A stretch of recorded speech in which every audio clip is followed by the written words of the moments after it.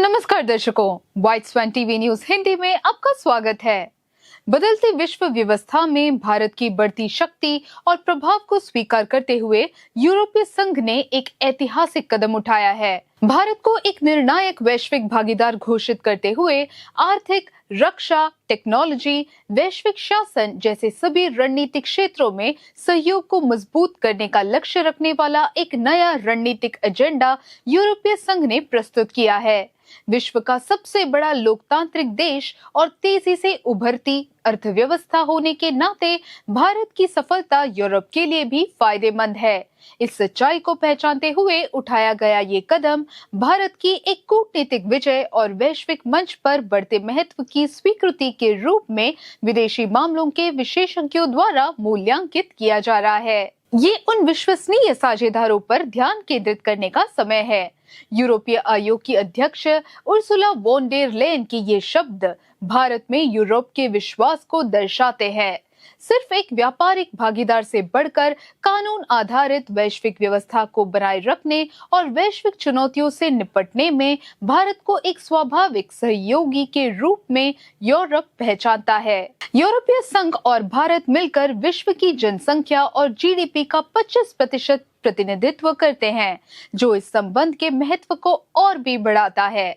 इस वर्ष के अंत तक एक स्वतंत्र व्यापार समझौता यानी एफटीए को साकार करने का निर्णय भारत की आर्थिक वृद्धि को एक बड़ा प्रोत्साहन देगा। ये भारतीय उत्पादों को यूरोप के विशाल बाजार में आसानी से पहुंच प्रदान करेगा और मेक इन इंडिया जैसे अभियानों को शक्ति प्रदान करेगा।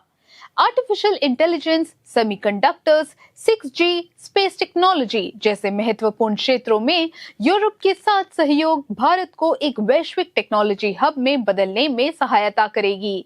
होराइजन यूरोप जैसे अनुसंधान कार्यक्रमों में भाग लेने का निमंत्रण भारतीय वैज्ञानिकों और स्टार्टअप्स के लिए नए अवसरों के द्वार खोलेगा।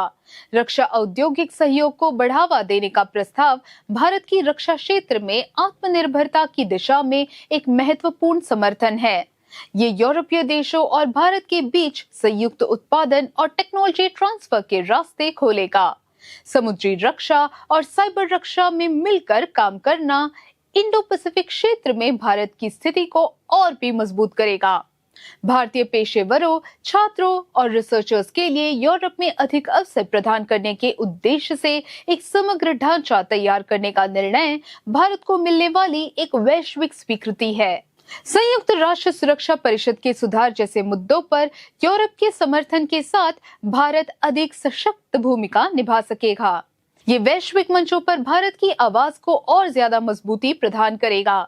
रशिया के साथ भारत के दीर्घकालिक संबंधों जैसे मुद्दों को लेकर यूरोप को थोड़ी चिंता भले ही हो, लेकिन भारत की रणनीतिक ऑटोनॉमी को स्वीकार करने के लिए वे बाध्य हो गए हैं। यही सच्चाई है।